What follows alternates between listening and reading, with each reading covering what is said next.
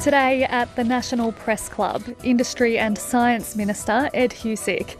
On the eve of the 25th anniversary of Science Meets Parliament, he will discuss the role of science in improving the lives of Australians.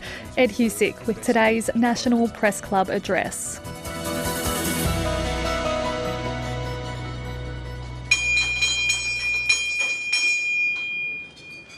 Hello and welcome to the National Press Club of Australia and today's Westpac address. My name is Julie Hare. I'm the Education Editor at the Australian Financial Review and I'm a board member here at the Press Club. Ed Husic is Australia's Minister for Industry and Science. He was elected to Parliament in 2010 for the electorate of Chifley in Sydney's West, where he grew up as the son of Bosnian Muslim immigrants. Ed is what some would describe as passionate about his portfolio. He has responsibility for the $15 billion Reconstruction Fund, the $20 billion Rewiring the Nation Fund, the $13.4 billion Hydrogen and Critical Minerals Production Tax, a $1.5 billion for businesses, solar and battery manufacturing supply chains, and $2 billion for green aluminium production credits. And that's just for starters. Of course, he's also building Australia's future, which is not just about investing in companies, but entire chains and supply chains, value chains and supply chains around them. And if they don't exist, well, then it's about creating them from scratch. Ed also has responsibility for artificial intelligence and has taken on trying to define the rules for companies and researchers operating in the AI space.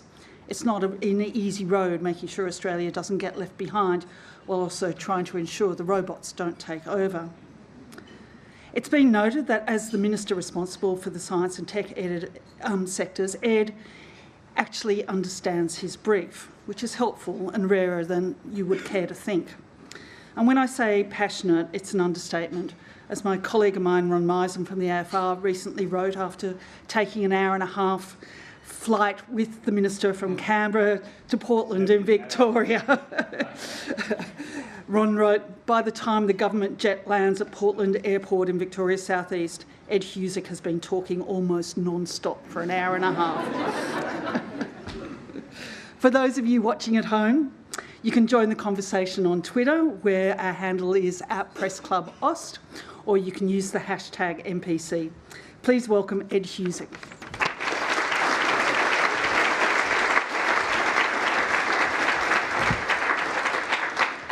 Thank you very much, Julie, for that introduction. I expected nothing less. I'm very much appreciative.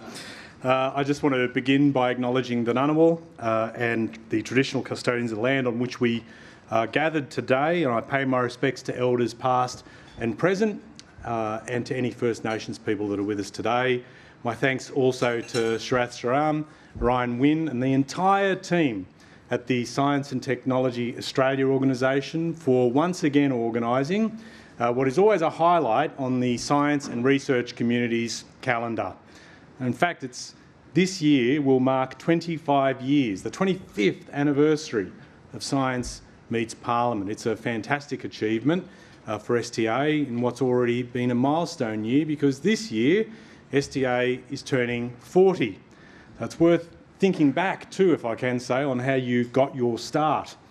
Bob Hawke's Science Minister, Barry Jones, hit the ground running when Labor was swept into office in 1983. But when the Hawke government cut science funding in its 1984 budget, Barry flipped famously, calling scientists, these are his words, not mine, he called scientists the wimpiest collection of lobbyists you can find.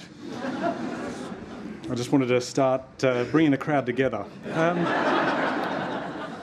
Barry exhorted you all to stand up and fight for your fair share, not just because it's good for yourselves, but it's important for the nation.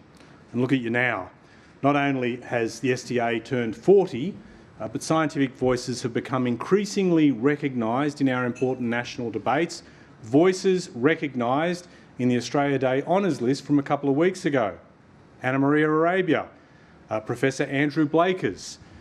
We've also had Professor Bronwyn Fox and Professor Veena Sahajwala. So we've had a lot of recognition. I just want to also recognise one more person. Is Fred Thorpe's daughter Andy in the crowd? Oh, hi, Andy. I'm not just recognising Andy for the fact that you started a Bachelor of Biomedical Science and you went on and did honours and a PhD. I found all this out because your mum emailed me, very proud of your achievements, and I wanted to demonstrate the truism that no matter how old you are, your parents will find a way to embarrass you, especially if it's at the National Press Club. So congratulations on that honour.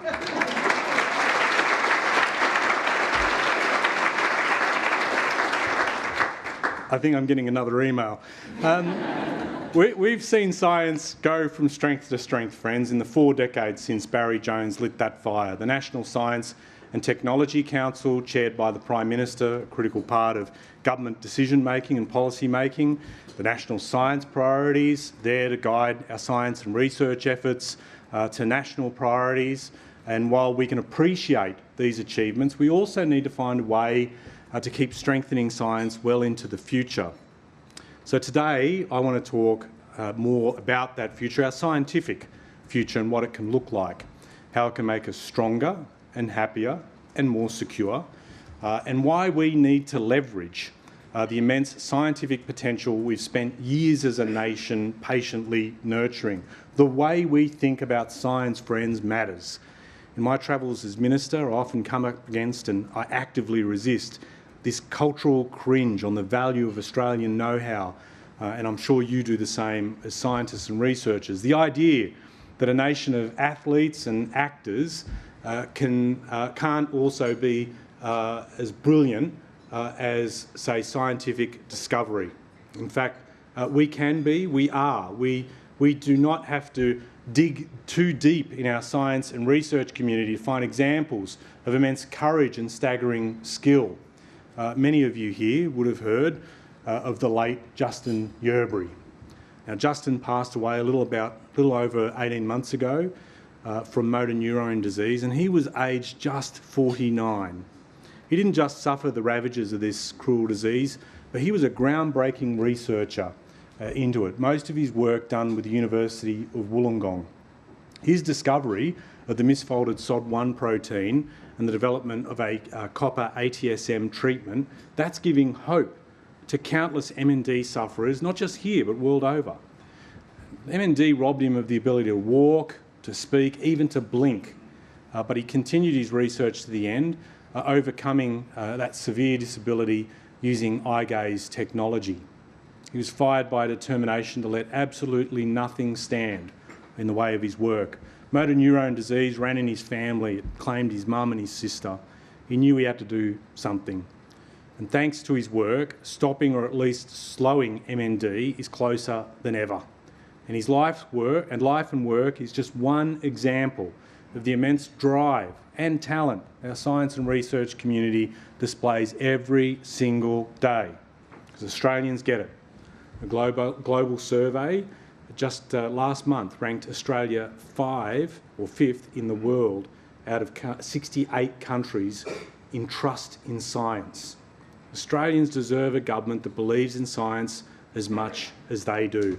In a world where the institutions of our society are under constant attack, trust is a precious commodity. Our government understands that Australians' trust in our scientific institutions is our superpower, because we understand that coming up with new scientific discoveries is only half the battle. It takes trust for them to be adopted into our everyday lives in the form of new cures, new products, new processes.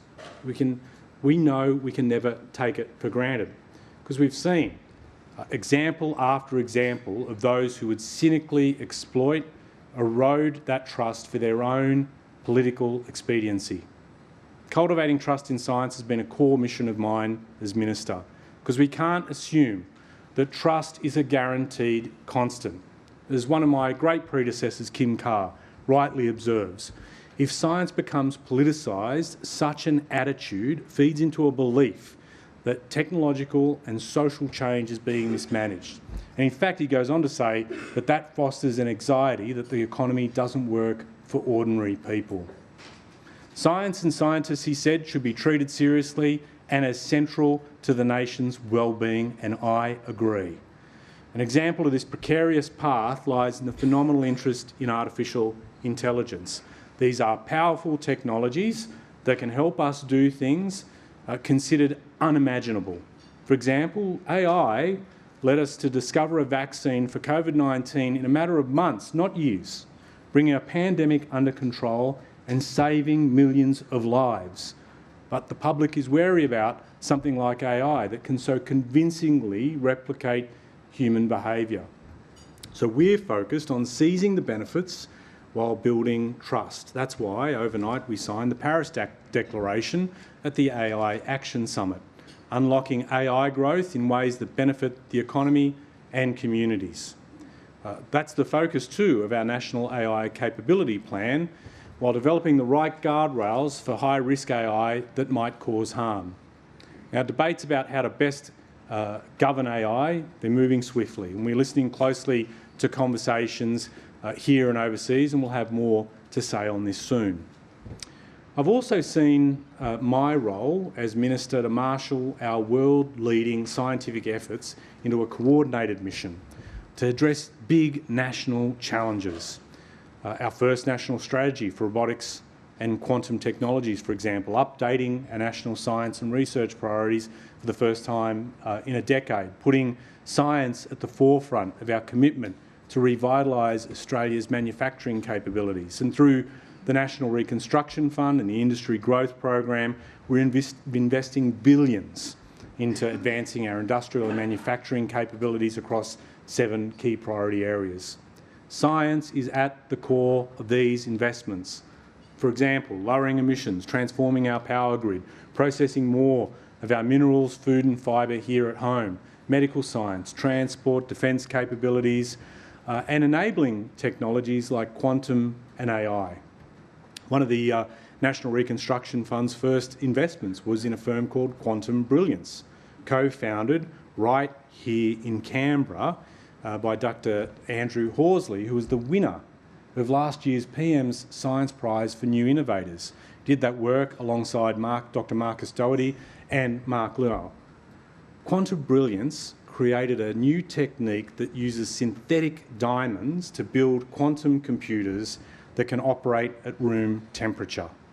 This is critical work to scale up quantum computing so it can help with everything from the early detection of bushfires through to the next generation of robotics.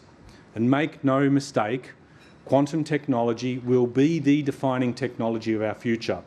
And we are great at quantum tech. As a nation, we've patiently invested over decades in what has until recently been a theoretical science. These discoveries are now on the brink of being adopted in ways that will profoundly improve lives here and across the globe. Quantum computing will simply smash through the ceiling of traditional computing. And that's why we're working with PsiQuantum and the Queensland Government, investing to build one of the world's most powerful computers in Brisbane and grow our local ecosystem through the process. And it's worth noting, 2 of PsiQuantum's co-founders are Australian. They began their research in our country. They now lead one of the planet's leading quantum companies. Too often, we've seen our world-class know-how go offshore and benefit other nations. We are simply not going to let that happen with quantum. Research and development and our science leads the world, but we're giving it away for virtually free. We're consistently among the top performers for research at our unis. We're at the bottom of the class getting that research into the economy. Other countries are using our discoveries to get an economic edge for themselves, while our productivity stagnates. Our economic complexity goes backwards, and our future increasingly reliant on just a narrow set of industries supported by outmoded and fragile supply chains. 15 years ago, we were on the OECD average for investment in R&D. Today, we've plummeted down to half the OECD average. This has got to stop. It's why last year our government commissioned the first wholesale review of our R&D system in a generation. It's headed by Robin Denholm, the global chair of Tesla. Joining her are former chief scientist Ian Chubb, former Australian of the Year, Professor Fiona Wood, and Dr. Kate Cornick. And if I may, I just want to recognise Ian's presence here today and thank you for what you've done for our nation over many years. This is our best, yes. Ian Chubb as well, sir. And the other great thing is it makes him enormously uncomfortable getting public praise, which he rightly deserves. But this panel, friends, and this strategic examination of R&D, this is our best opportunity to right wrongs. And today we are releasing the first paper from that panel. It is a no-holds-barred reconnaissance of our R&D landscape and areas for improvement. It makes sobering reading, there's no doubt about that. The panel says there's an over-reliance on our good fortune, leaves us unprepared to achieve sustained economic growth. The panel describes our economy as one of the least differentiated in the world, an R&D system that's siloed and barely engaged with what the country needs. There's little planning to get the best value from our science and research output. One thing the panel said that struck me in particular, and I quote, "Australian research is being developed into globally transformative technologies, most often by other countries. The old approach," they continue, waiting for other nations to turn our ideas and discoveries into products and services we then adopt at a higher cost, is not the path we want or need. The expert panel's clear. Innovation through adoption is no longer enough. We need to activate R&D as the engine of the economy. But part of that challenge will be lifting business investment. There's a growing reliance on SMEs to drive R&D, which contrasts with other advanced economies where it's dominated by large companies. Turning this around will require a concerted, coordinated, cooperative effort. But it will be an effort, friends, that's well worth it. Workers at companies which invest strongly in R&D are almost twice as productive, twice, as workers at companies that don't. And CSIRO research from 2021 shows that every dollar invested in R&D returns $3.50 to the Australian economy. So R&D investment creates more jobs, according to the panel, than any other type of infrastructure investment. And they're the type of jobs that will enable us to adopt new technologies like AI much more rapidly. Jobs that encourage experimentation, creativity, risk-taking. R&D strongly correlated with both economic growth and economic complexity. And it makes them more resilient, encourages greater resilience, both economically and in national security terms. We're more able to stand on our own 2 feet, more able to show why our investment in science is worth protecting and why Australians' faith in our scientists is well placed. And that's why the paper we're releasing today calls for R&D to be considered a national asset and calls for ongoing bipartisan support to protect and grow that asset. It asks tough questions, like what are the settings that are inhibiting R&D and innovation here? What are the incentives that are required, particularly for business leaders through to government, to recognise the value of R&D investment?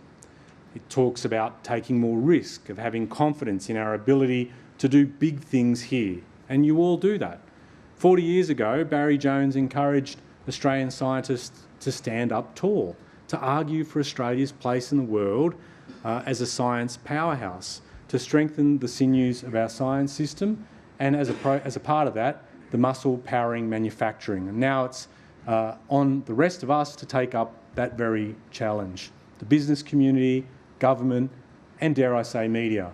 We have to stop talking ourselves down, stop believing we can't get the big things done, to have faith, as I always say, in Australia's ability to get those big things done. Our first term has been about knitting science together with industry, about setting the foundations. We revived our national science statement, for example, the first time in a decade. We've placed science at the forefront of Australia's industrial transformation and a future made in Australia. An Australia made from Australian ideas. The national science and research priorities, they all set clear goals for us to work together, transitioning to net zero, supporting healthy and thriving communities across the country, elevating First Nations knowledge systems, protecting, restoring our environment, building a secure and resilient nation to be able to weather what's to come and to emerge stronger as a result. The strategic examination of R&D isn't just a review of where things went wrong. It's a pathway to do different things into the future. It will guide our decisions in a second term. It isn't about calling out individual players for not doing enough. I think we all have to do better. We all have to think hard about our roles when it comes to R&D in this country. And the way we've always done things is no longer the way to get things done. And Robin today has called Australia's R&D slump a national emergency. And in times of emergency, Australians pull together. We forge new ways of working, not in our individual interest, but in the country's interest. And that's what I hope we can achieve. And I thank the panel for their essential work in this strategic examination, and I thank you all for the contributions you will need to make in this important conversation. Now, I look around today and I see people who've persevered over many decades, asking hard questions to achieve breakthroughs in science that have changed the world, that change the way we understand the cosmos, help develop vaccines, help keep our oceans healthy. Because of you, the public trusts in science and scientists and researchers to help solve our biggest challenges. We've got to repay and reinforce that trust by demonstrating the benefits of science each and every day. It's a task for government, it's a task for business, and for everyone in this room. So congratulations again to STA on making it to 40, putting on this event for 25 years. Events like this playing a huge part in an important national endeavour. Thank you very much.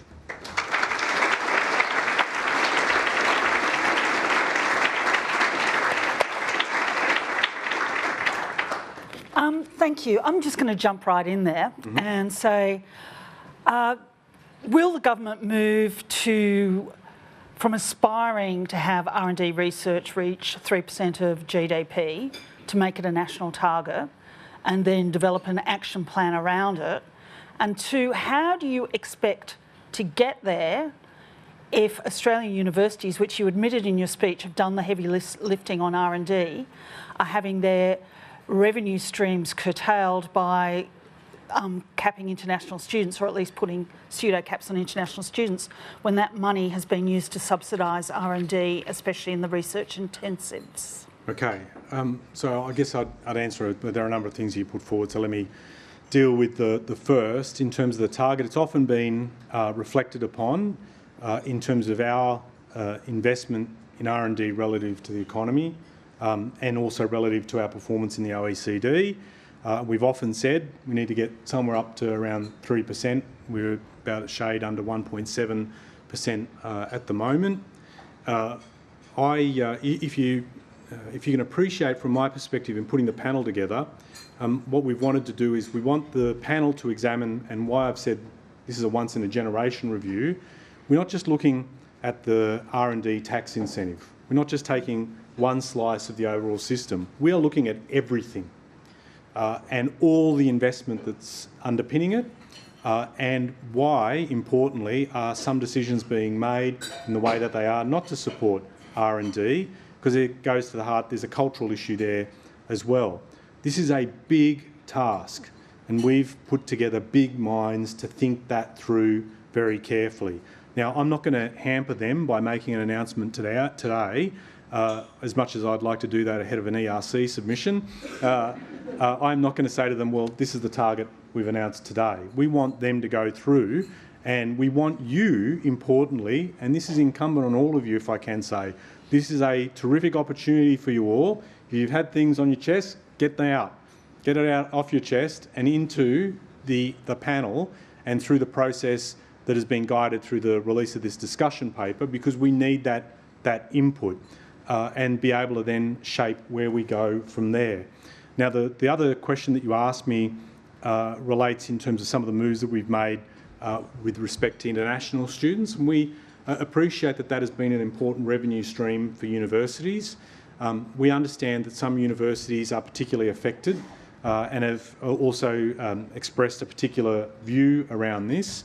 And as the discussion paper notes, there's been an interplay between those student numbers and the amount of research that's gone on. Appreciate all that.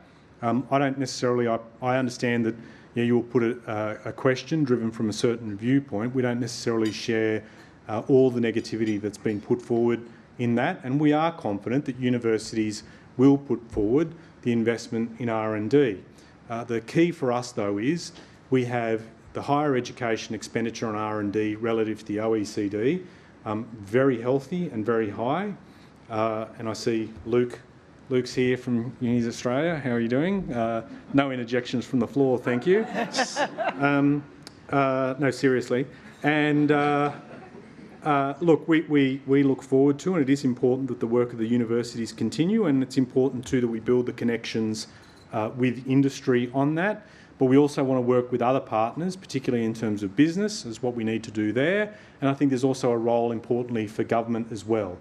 It's going to take, as I said in my remarks, it's not about singling out one, it's about working across many to be able to lift this. And the dividend at the end, if I can end on this point, the dividend for us is clear. This is about sustaining economic growth well into the future, dealing with some of the biggest economic challenges we've had. How long have we been talking about poor productivity in this country? The stats are very clear. We get this right, we improve productivity. It's good for the country, it's good for firms, and it's good for workers as well. And there are a lot of people that can play a part in that. Okay, our first question is from Ben Westcott. Thanks very much for your speech, Minister. Ben Westcott from Bloomberg. 60 years ago now, Donald Horne wrote The Lucky Country. 30 years after that, in his foreword to the 5th edition, he wrote that he said it was almost beyond belief that there was still a prime emphasis in Australia on sending off food, fibres and minerals to countries in Asia. We're now 30 years after that, and we're having this speech at the National Press Club. How can you guarantee that there's going to be any difference in Australia's long-running strategy of just digging things out of the ground, farming things and shipping them off, given it has been something that we've discussed as a country for now more than half a century? So that is a question I'm often pondering and considering myself. It's one of the things that it really irritates me personally. It's one of the things I've wanted to confront as a minister. I see it quite often, that cringe, that step back. We've got to wait for someone else to develop an idea before we actually pursue it ourselves. That an idea that might have started here, it's better that it go offshore, someone else put money into it, and then we'll buy it. To be completely frank, I just think our ambition cannot be that we are the best customer on an app store. We have got to do better than that, and to have that faith here. Now, we as a government, so I can talk to you, you can say, yep, words are fine, and we've had them written by some of the finest Australians in the country in Donald Horne, but what are you doing about it? But this has been one of the motivations in terms of, for example, setting up the National Reconstruction Fund. We can't simply dig and ship. The issue for us is, what's the test on value add? How do we value add and get more out of that? Or how do we hold on to our ideas and extract maximum value? And as the discussion paper says, at the moment, Australian research, we're just handing it over for virtually free for someone else to take advantage of. Not good enough. And so what we are trying to encourage, either through concrete measures like the National Reconstruction Fund, to be able to keep good ideas on home soil, the investments that we've made, for instance, with working with the Queenslanders on Site Quantum and bringing Australians back to be able to build strength and long-term vitality in the economy, really important.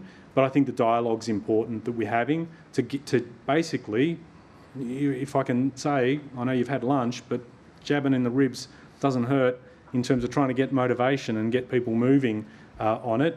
And the other thing too, and I'll end on this point, the people in this room, scientists and researchers here and beyond this room, you've got an incredibly important role, because coming out of the pandemic, we all said we wouldn't do the same thing all over again. When we saw what supply chains did to us and how they affected the country, we said no more.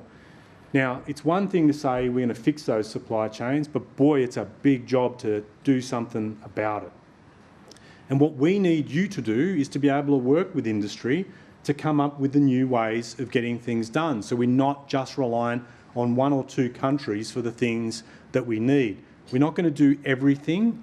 We're going to do the important things, but science and research can play a role in helping us explore and open up avenues to new supply chains that'll be crucial for the nation well into the future. Thanks. Thank you. Our next question is from Jack Quayle. Mr. Husic, thank you very much for your address. Jack Quayle from the Australian newspaper. Mr. Husic, last year you advocated for a reduction in the company tax rate, but your calls were shut down by the Treasurer. In light of the... Well, thanks for noticing that. in light of the issues you've raised today and the need to lift R&D investment, and also President Trump's vow to slash the US company tax rate to just 15%, is it more pressing than ever that we revisit a reduction in the company tax rate in your view? I see what you're doing, and I ain't falling for it. Jack, I appreciate the question, but I think there are a lot of things that we do need to do. I think that today is an opportunity for us to recognise, from a primarily economic lens, I'm going to emphasise this, the value of R&D and the way it confers advantage to Australian firms will be really important long term.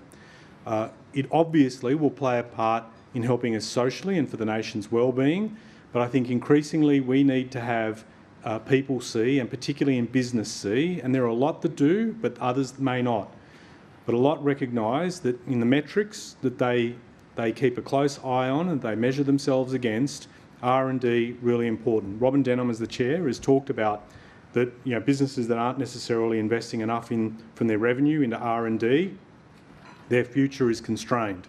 They can do a lot more. So we do need to do that. I know you're inviting me to open up conversation on other areas. I think I've got a hearty menu in front of me. I might just stick to that if you don't mind. But I do think that if we get the R&D side cranked up and working at a higher speed pace and with greater backing, that will pay an economic dividend well into the future. On the tax incentives then for R&D, a call from business groups is that should be raised, the threshold, the deduction should be raised. Are you sympathetic to that view, or the others say that they're quite sceptical that actually increasing that deduction threshold would actually lift R&D investment? Do you have a view one way or another on whether tax incentives work here? Sure. So Jack, so on that, obviously business has a great opportunity, as I've encouraged others here, to put their views forward in terms of the review itself, and provide evidence base as to why that's important. But for a lot of businesses, they're not necessarily dependent entirely on a R&D tax incentive to drive their research. It makes it easier, obviously, I appreciate it, and we want that to catalyse, and we recognise the RDTI has been really important, not just for the evolution of new ideas, but so many firms that I've visited, they have said it has kept them on Australian soil. So it does play an important part, but a lot of businesses get the value of R&D, and I don't think they're necessarily going to need to stick, or that they should just say that we're not going to invest in R&D unless we have a tax incentive to go with it. People do R&D because they know it's good for them. I don't need a tax incentive to brush my teeth, like you do it because it's right. And yeah, people say you're really comparing apples with a weird orange. But the point is, there comes a point as well that businesses recognise it's important in particularly competitive markets to get an edge, and that coming up with new ways of doing things will be crucial. We obviously see the role of the RDTI in catalysing some of those decisions. People can put forward, and business I encourage to step forward and put forward their ideas. But again, I want an evidence base. Similar to, I think in line with the question you threw at me earlier, or asked of me earlier, Julie, I have not wanted to just go, okay, we've got an issue, let's throw money at it, right? That's the easiest thing I could do. I want a firm evidence base about what we need to do for science and research in this country long term, and the R&D examination. That review will play an important part. Thanks. Just on that, So one of the things about R&D in Australia is the structural nature of business in Australia, right? Yeah. We've got a small number of very large research-intensive companies, and a very, very large proportion of our organisations are SMEs and very risk-averse. I mean, this is almost like an impossible challenge, isn't it? Getting them over the line to understand the value of R&D. It requires a huge culture shift. No, you're right. It is. It's a massive challenge. When I spoke a few moments ago about that cultural issue that might guide some of those decisions as well, I think that's important to acknowledge. In fact, I'd say that a lot of SMEs do invest in R&D, and I would put that down. I referenced Kim Carr earlier, some of the changes he made that he brought forward in the 2009 budget that were designed to actually improve SME engagement in R&D. I think you can see some of that has flowed through the system. There was the IISA report, not last year, the year before last. Andrew Stevens drove that report that talked to the very point you raised, that the structure of industry in this country, we have a lot of small businesses, we have a few large ones, and we have what they described as a missing middle. And the reason they talk about that is because of the appetite that it provides for R&D and the capacity for larger businesses to drive bigger shifts, uplifts in R&D investment. We've got to be able to work through that. And I know, as much as my last answer, I talked through about the value of R&D to businesses regardless of a tax incentive, there are those larger businesses that say, well, we can make some calls if we change the existing system. Again, we want to see how that plays out through the review. But I would urge, it can't just be, we want this change. We think this is an ideal opportunity to show us the data, the evidence base that will drive that. But I have no doubt, Julie, picking up on your point, this is a horrendously complex issue, and it's also worth noting it's something that a lot of other advanced economies have struggled with as well, about how to invest in R&D and innovate as a result and see translation. So it's not all, we're not Robinson Crusoe on it, but the reality is, do we just sit here and say, well, we can't? I don't think that's an answer or a prescription for us. Okay, thank you. Our next question is from James Riley. Thank you. Thanks, Julie. Minister, it feels like we've been here before. The review that's taking place now is by a very high-profile, very well-respected businesswoman in Robin Denham.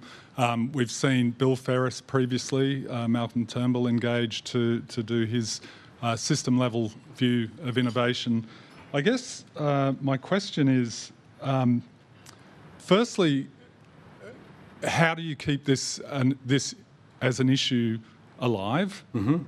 Secondly, the shortfalls that Robin Denham has identified, $25 billion annually to reach that OECD average and $31 billion to hit the 3% target that Labor has.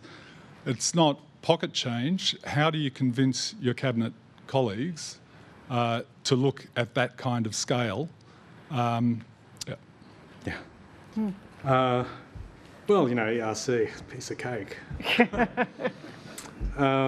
It's not, to the heart of your question, James, it's not an easy process. And I don't want to suggest that this will be a path where we get to that destination really quickly and simply.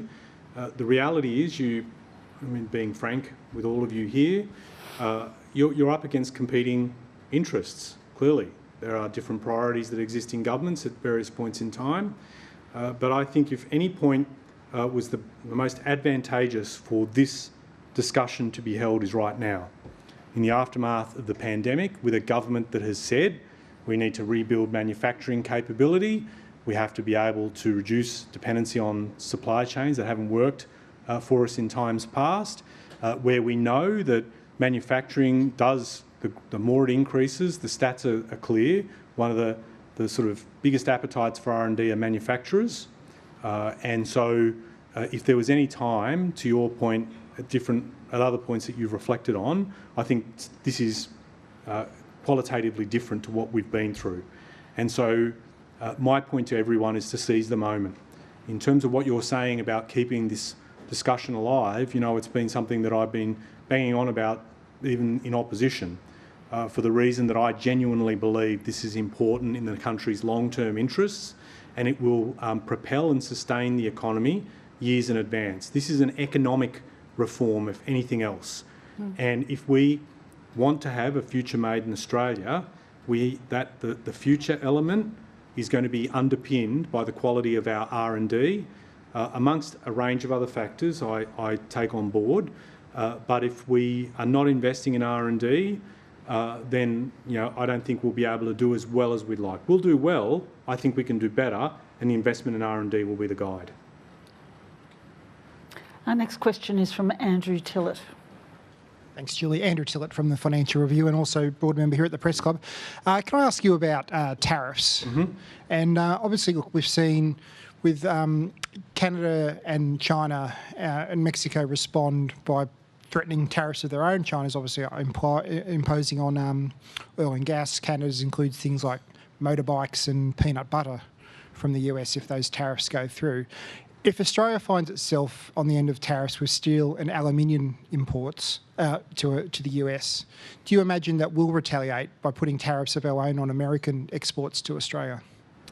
I think just asking the question itself and with the possible consequence shows how challenging the environment is before us. I appreciate that's a massive understatement.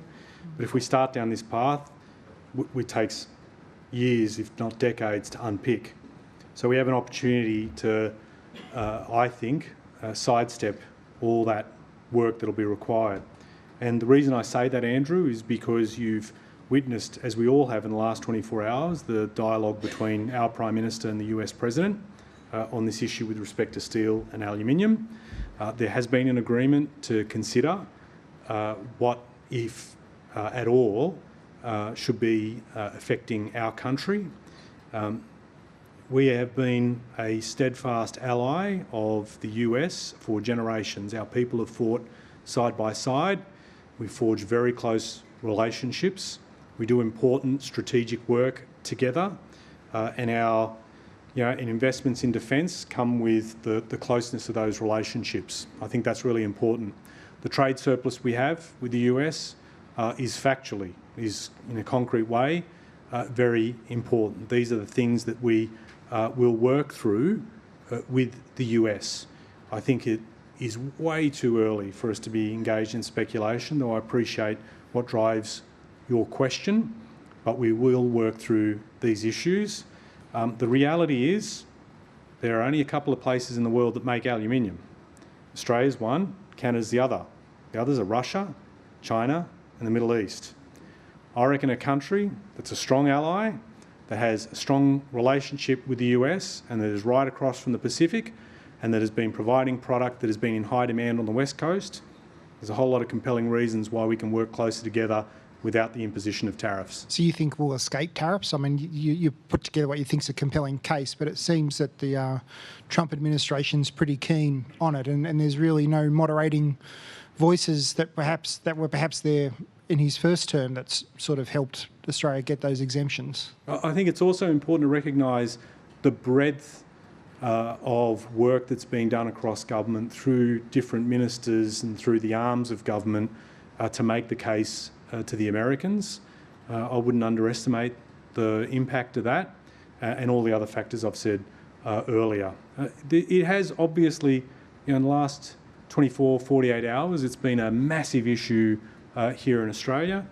But I obviously am actively engaged with the aluminium sector. We announced our $2 billion plan to see sustainable aluminium manufacture well into the future. It sustains jobs in regional blue-collar communities across the country. It's something that I have a deep personal interest in as a son of a metal worker myself. I've got to tell you how proud I was going to Portland, seeing Alcoa's operations and seeing, loaded up lines and lines of aluminium billet. We're going off where countries are paying a premium price for that, and where 100% of that product, Andrew, that is made in Portland in Victoria is being exported, defying the sneering of people that say we can't compete in manufacturing when people know we make a quality product. I think the world has a high demand for our aluminium. We need it as part of the transition to net zero, and so there is a healthy future for Australian aluminium. And the question is, for our American friends, do you really want to pay more for that product that you've got a big demand for? And I think we'll work through all those issues. Thank you. Thanks, Andrew. Next question, Isabel Rowe. Thanks, Minister, for your speech. Isabel Rowe from the ABC. Same theme, similar question. Australia exports Can I just give you the answer I gave him? No. Australia exports about 10% of its aluminium product to the US. Is Australia prepared to cut back on how much we export to avoid those tariffs? And have you done any investigation into what sort of impact it would have on the local industry? Well, to your question about would we cut back production? Would we cut back exports? Exports, well, production for the purpose of export. Look, that's not something that we're contemplating, and I imagine that the firms involved wouldn't be contemplating that either. That they will satisfy demand wherever it exists on the globe, and so they will produce accordingly.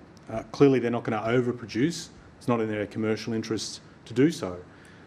But having spoken with the owners of aluminium smelters themselves, clearly, their preference is not to have those tariffs in place, but they're also confident in their product, in their people, and in what they're offering the world.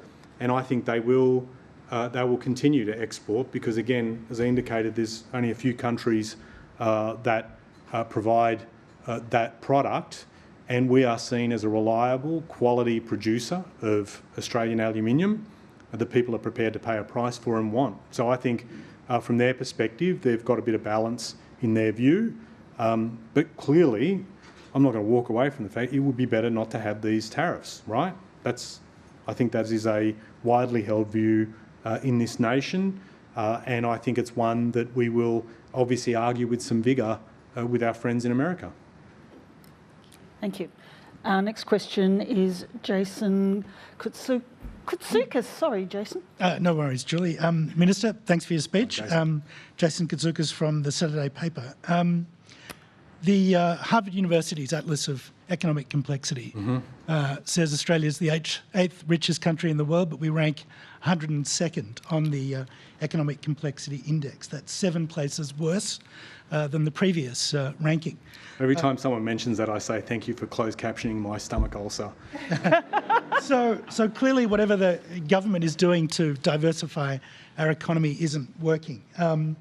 Mariana Mazzucato, in her book The Entrepreneurial State, makes the case that true innovation can only come from real government investment through organisations like DARPA in the US, which has obviously been very successful in fostering new technology. But it's an investment that doesn't rely on a sort of return on investment. So my question is your government relying too much on an old kind of model where you're offering business incentives to invest more in R&D?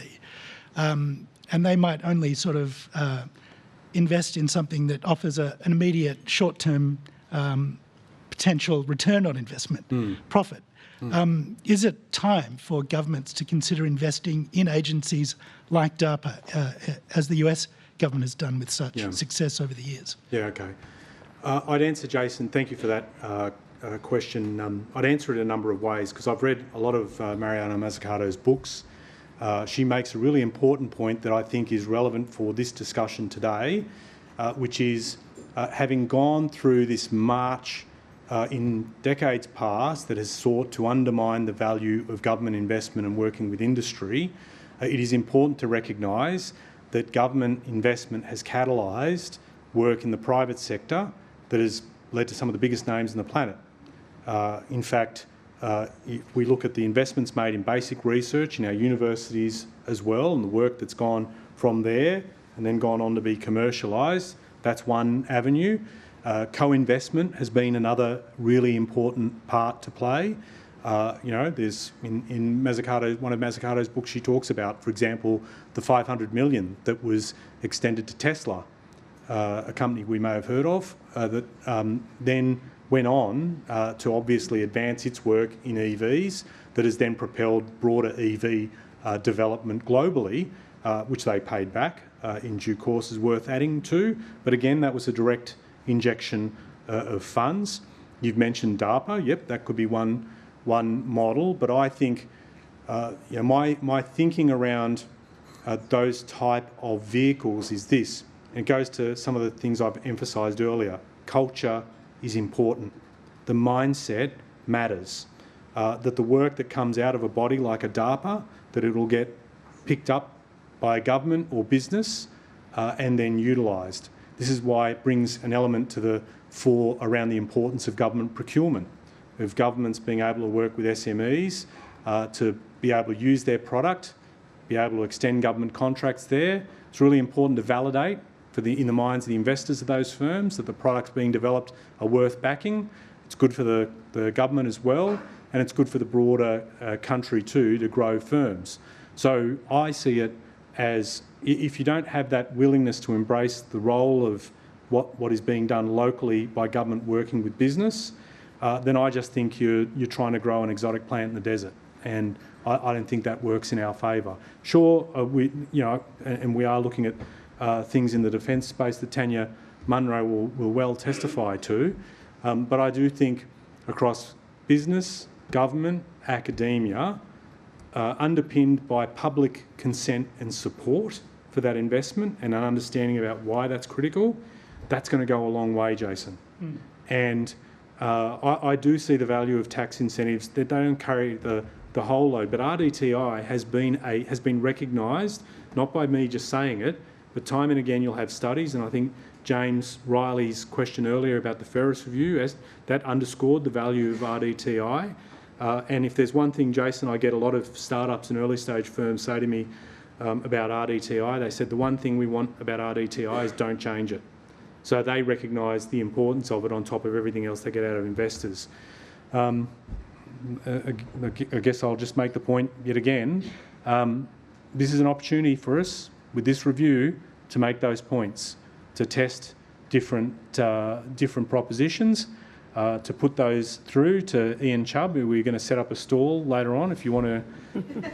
I'm just checking if Ian's listening. Yeah, he's okay, resigned to that. Some of these jokes land, some don't. But thank you. Me or what I said. But the point I will make is that this is really the best opportunity for people to step forward and say what they believe, the pathways that will sustain this longer term. And just a quick follow-up, if I may, on the Atlas of Economic Complexity. How important is that ranking? Do you think it's a true measure of Australia's economic diversity? And do you think we should be trying to improve our ranking? Well, for every measure you put forward, there's always going to be a critic, right? But it has been around for a while. It has been widely recognised as reflecting what's going on in individual economies. And it is something that it rankles with me, that I just know the potential of this country, and I know what we can do, and I know that our ideas, backed properly, will be able to change the world. This is not rhetorical flourish on my part. We have enough evidence from what Australian scientists and researchers have come up with that have been turned into products that have changed the world. Full stop. But it really drives me nuts when people, and it's, I've got to say, it's not, I don't want people who are from business thinking that I'm having a shot at them. I'm not. This exists in government too, where people have a doubt around the value of Australian ideas. And so I'm on a bit of a mission. I'll let you know how I go, but I tell you, one of the single things, biggest things I would like to be able to emphasise in my time in this role is to get people moving and to believe in themselves. Not because I'm some cheap motivational speaker, but there's a lot hanging off it. There is a lot that we can do if we get this right, and we do need to back ourselves a hell of a lot more. Thank you. Thanks. Our next question is from Melissa Code. Hi, Minister. Melissa Code from the Mandarin. Hello, Melissa. You underscored in your speech the importance of giving science primacy when we think about our national interests and where policy is headed. Last night, former Head of Treasury Ken Henry gave an address where he basically made an assessment that Australian policy making has been more shaped and influenced by vested interests than actual evidence base. And I'd just like to ask whether you have any concerns about the parameters of allowing vested interests to guide what is ultimately what the government decides is the national interest versus the scientists and the researchers and the facts. Do you have any concerns looking overseas that maybe some captains of industry with less expertise than celebrity have a hand in shaping policy that affects our future? To answer very directly, it always comes with the territory. There'll always be people that have their own interests, that if they see the day, they'll do quite well out of that. The test for government is to be able to take as wide a sounding as possible, take on board as many views as you can in shaping policy. That's why I've set up and pushed so much for this strategic examination of R&D, because I think it's important for the country long term. So, from my point of view, I think everyone knows there's no way we're going to eliminate that. The question is how much of an influence it has. And I would hope that, as embedded in your question, evidence, data, proof, that will need to guide us on this. And I think, going to Jason's question as well around the measure of economic complexity, I mean, that data, that's there. It shows us what's happening, and we need people to step up and say, okay, if this occurs, show us your evidence about what's occurring in other jurisdictions to demonstrate whether or not that's something we should embrace here. So, there's no walking away from the central element of your question, but I do want to give assurance that what we want with this is a serious fair income look at what's going on in terms of R&D, that I might say is a bit different to other examinations of times past that have been a bit more narrow in focus, and I would hope that we take full advantage of what we've got right before us. You raised the flag about the risk of politicizing science and expertise. Do you think we've gone too far in that respect when it comes to the public discourse? I would like to think, look, in an environment going on the cusp of a federal election, being politicised is going to come with the territory as well, right? So I can't avoid that. What I would say is I think there are a lot of elements of the coalition. I haven't been a fan of their treatment of science in times past. I can only go by some of the things that have been said since. I think the fact that they've maintained a presence of science in their shadow cabinet, I think, is an important sign. We always want to be able to work with them on these issues. We've welcomed the fact that they've embraced some of the things that we've done through the national science and research priorities and the like. We'll have differences of opinion on things. I think they've made the wrong call. They've focused a lot on our investment in psi-quantum and sought to politicise that. For example, I think long term, let's see how it plays out, but I don't think that the mud that they've thrown is going to stick, and that it'll be an important investment in long-term capability in this country, just like their investment in Moderna was. And when it comes to science, I think there's been more to celebrate than to shake a fist at when it comes to this arena with respect to the intersection of politics and science. And I hope that will be the case into the future, because this is one realm where we don't need the political fighting. We need to be all on board with this, recognising that our people, Australian scientists and researchers, can do phenomenal things, and if we back it, it will mean a great deal, not just to our community, but, as I've said earlier, sustain the economy well into the future. Thank you. Nick Stewart.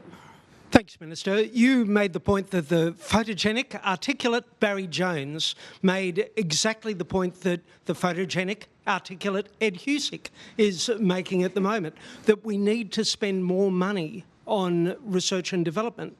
But amazingly, the government is still not actually doing that. For example, Richard Marles has just returned from America, where he's paid money to keep the submarine building industry going, which we won't see any return from, apart from submarines that we'll have to buy. Whereas we've got here, for example, a stunning defence science and research organisation which is looking at the future of undersea warfare, for example. Why aren't we spending that money that is going on on labouring in things like looking at new ways of developing undersea weapons, other forms of using it for R&D? How can you blame private companies, for example, for not putting the money into R&D when government is still reinforcing defeat, reinforcing the old way of doing things with manufacturing? I'd respond a number of ways. First, I just think this is really important to emphasise. We all have a part to play in improving R&D, because I don't think we've all got a lot we can strut about when it comes to where our R&D performance has gone relative to others. There is no value, my friend, in pointing out or singling business or government or higher ed. We all carry or bear a responsibility as to where things have headed. And so I want people to all be joined up in trying to come up with an answer to this. I wouldn't be, I think my colleagues Richard Marles and Pat Conroy would be able to give you a lot more detail compared to myself. What I would imagine they would point to is that they have been making investments in Australian capability and backing Australian know-how in various ways within the defence portfolio. There'll be some allocations that have been made along the lines that you said to buttress the industrial capability of a partner that's doing important work within the AUKUS project, but also Pillar 2 of AUKUS opens up a lot of opportunity for Australian firms, the very firms that you are rightly championing in your question, to be able to get involved through the AUKUS project, and it will create huge economic benefit in various parts of the country, not the least of which will be South Australia. And I think through that activity as well, there will always be an R&D component about how we do things differently and better. So I can appreciate why you put the question the way that you were, but I'd like you to look at it a glass half full and encourage you to do so, because I think there's a lot more to it than some of those things, though I appreciate that the benefit of what you're putting to us in the way that you have is it's a powerful reminder about backing Australian know-how, and I think any opportunity we have to do that is a good one. Okay, we've got one final question, and I'm going to ask it on behalf of Tim Shaw, who's not with us, but he's in Sydney. And I'm just going to read the first part of the question, which is, shouldn't medical R&D be the #1 priority of your government? It saves lives. That was the statement, the last bit. Wow, did you see the reaction in the room from everyone who's not a medical R&D? Okay. Well, they say in airlines you should assume a brace position. So, there have been, to Tim's question, there have been some massive breakthroughs. I've referenced the work of the late Justin Yerbury in one. I think of Ian Fraser's contribution. We are about to beat cervical cancer. It's a big thing that as a result of Ian Fraser's work that got picked up by an overseas firm and turned into Gardasil. We've had some big, and I'm just picking a few, there'd be a lot of others as well, so forgive me if I haven't mentioned them. So our medical researchers, including some that I've embarrassed by virtue of their mum's emails to me, are doing phenomenal work. But there's also, as I indicated in my address, there's a lot of other work that we need done too. The transformation to net zero cannot be just something in rhetoric. It's going to require a lot of work to come up with new ways to generate, move and store energy. and so that's going to be critical as well, and as well as protecting our climate and what we do in a world where the climate is changing rapidly before us. A lot of other research in our enabling capabilities, what's happening in AI, quantum and robotics, that'll have a big impact as well. We have measures that are in place, like the Medical Research Future Fund, administered by my colleague Mark Butler, where people have welcomed some of the reforms that Mark's done to make the approval process a lot more transparent and less opaque. That's sustained through its grants process, some really important work there. So we've got some vehicles for medical R&D, but the key is there is a breadth of work happening across our science and research community that we want them to be able to pursue, because they do make an impact in a variety of ways. I've not sought to just emphasise, as much as I've done that in today's address, just on the economics and the commercial importance of it. But the fact is, it changes lives and improves them markedly and helps us do things much easier and much better. So there's a social benefit, a wellbeing benefit in it as well. So I understand there'll be people like Tim that will champion certain sectors. Can we just champion them all? Because I think it's important. And I'm not doing it in the every kid gets a prize category. But the reality is, if you talk with people and you spend time with people in this room and they tell you the work that they're doing, it's not just phenomenal, it's inspiring, and we want you to not just keep doing it, we want you to do more of it as well. Okay, thank you. Just before we give you a round of applause and give you a gift car to allow you into the car park and the bar at the National Press Club, I would like to know whether you would agree to do a debate at the National Press Club with your shadow, who I believe is Susan Lee. Oh, sure. Yeah. Oh, yeah. No, absolutely. Yes, please. Yes, Thank please. you so much. Get her agreement. Thanks, that was Thank you. absolutely Thanks, friends. Thank you.